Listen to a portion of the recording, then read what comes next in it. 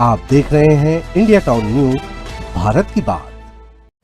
नमस्कार, आप देख रहे हैं इंडिया टाउन न्यूज और मैं हूं आपके साथ हर्षिता।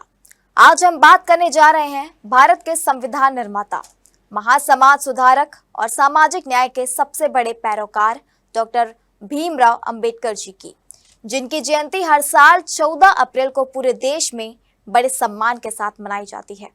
एक ऐसे व्यक्तित्व की कहानी जिन्होंने भेदभाव और कठिनाइयों के बीच जन्म लेकर न सिर्फ अपने लिए बल्कि करोड़ों वंचितों के लिए अधिकारों की नई राह बनाई। आइए देखते हैं बाबा साहेब के संघर्ष, शिक्षा और उपलब्धियों से भरा यह प्रेरणादायक सफर।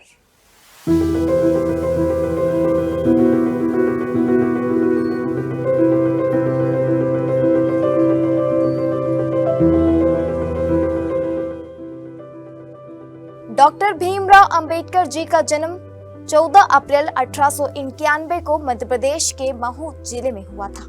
उनका बचपन बेहद संघर्षपूर्ण परिस्थितियों में बीता। उनके पिता रामजी मालोजी सकपाल और माता भीमा बाई थी। वे महार जाति से संबंध रखते थे, जिसे उस समय समाज में अछूत माना जाता था। इसी कारण उन्हें बचपन से ही सामाजिक भेदभाव और छुआछूत जैसी कुरीतियों का सामना करना पड़ा। लेकिन इन कठिन परिस्थितियों ने उनके मनोबल को तोड़ा नहीं, बल्कि उन्हें और अधिक दृढ़ और संघर्षशील बना दिया।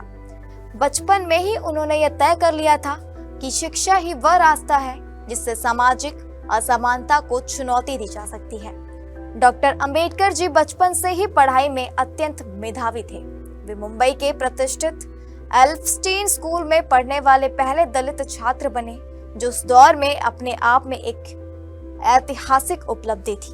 उनकी प्रतिभा और मेहनत के चलते 1913 में उन्हें अमेरिका के कोलंबिया विश्वविद्यालय में अध्ययन का अवसर मिला, जहां उन्होंने अपनी शैक्षणिक योग्यता का परचम लहराया। इसके बाद उन्होंने लंदन स्कूल ऑफ इकोनॉमिक्स में भी उच्च शिक्षा प्राप्त की और अर्थशास्त्र तथा कानून के क्षेत्र में गहरी विशेषज्ञता हासिल की। आर्थिक तंगी के बावजूद उन्होंने अपनी शिक्षा यात्रा को कभी बाधित नहीं होने दिया। निरंतर संघर्ष और मेहनत के बल पर उन्होंने लंदन यूनिवर्सिटी से डॉक्टर ऑफ साइंस और कोलंबिया यूनिवर्सिटी से पीएचडी की उपलब्धि प्राप्त कर अपनी असाधारण प्रतिभा को साबित किया। उनकी शैक्षणिक यात्रा केवल व्यक्तित्व उपलब्धि नहीं थी, बल्कि उस दौर के सामाजिक ढांचे को चुनौती देने वाली एक ऐतिहासिक मिसाल भी बनी। डॉक्टर भीमराव अंबेडकर का पूरा जीवन सामाजिक समानता, न्याय और अधिकारों की लड़ाई को समर्पित रहा। उन्होंने दलितों और पिछड़े वर्गों के हक की मजबूत आवाज बनकर उन्हें शिक्षा और राजनीतिक भागीदारी में बराबरी दिलाने के लिए लगातार संघर्ष किया। ब्रिटिश काल में उन्होंने दलित समुदाय के लिए पृथक निर्वाचिका की मांग उठाई, ताकि वंचित वर्गों को उचित राजनीतिक प्रतिनिधित्व मिल सके। हालांकि बाद में महात्मा गांधी के साथ हुए पूना समझौते के तहत उन्होंने इस मांग को वापस ले लिया। यह निर्णय उस समय देश की एकता और सामाजिक संतुलन बनाए रखने की दिशा में बेहद महत्वपूर्ण माना गया।